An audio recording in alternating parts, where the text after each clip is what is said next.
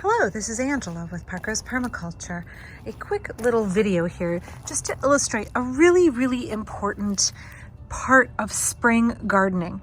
Now, this is a aster right here. This is Aster Munch and it is dormant. Here we have Japanese iris and some native coastal strawberries. This is my rain garden here in February, and I'm doing some spiffing up and cleaning up. And I noticed that intermingled with the dormant Aster Munch is this plant here. You can see all of these green shoots. And this is quackgrass, which is a horrible weed in my climate. And I spent probably almost a whole year when we first moved in trying to eradicate this plant from my garden.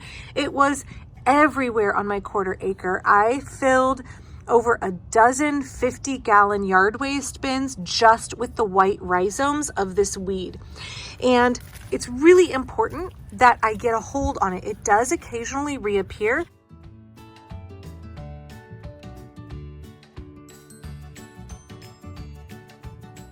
It can spread very quickly, and it loves to come up in the middle of other plants. So right now in the spring garden, when things are still dormant, is a great time to see this quackgrass get active and to get on top of it. Now in permaculture, everything is a resource. Nothing is actually a weed. We just need to find a use for it. I have not found a use for quackgrass yet. My ducks and chickens will not eat it. Despite the name quackgrass, ducks do not like it. So for me right now, I dispose of this plant because I have not found a use. If you know of a great use for this, I would love to hear of it.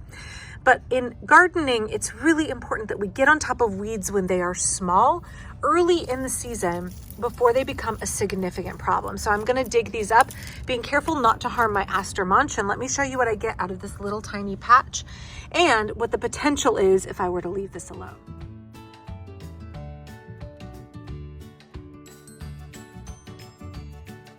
Okay, here's what I got out. I pulled back all of the mulch and I really rooted around in here with my gloves. And it's really important when you're removing quackgrass or many other rhizomatous weeds that you dig around really well because they're quite brittle.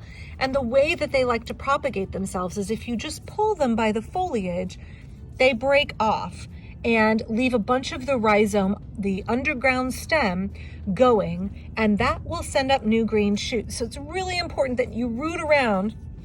So you can see this one.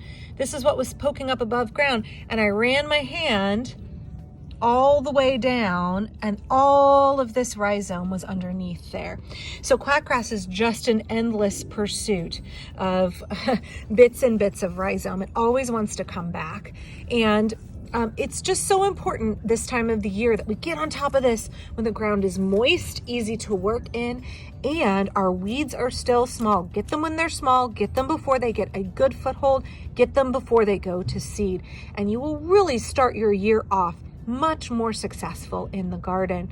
Totally worth it to get your hand up under the dirt and really fish around for these brittle rhizomes and get rid of this quackgrass before it gets a big hold in your garden and you end up having to remove, 50-gallon yard waste bins full of it. It will just spread and spread and spread. So get it when it's small, nip that problem in the bud, use those permaculture principles. You want to strike when the iron is hot.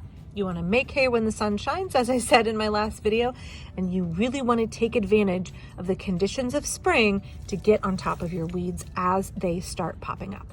Thanks.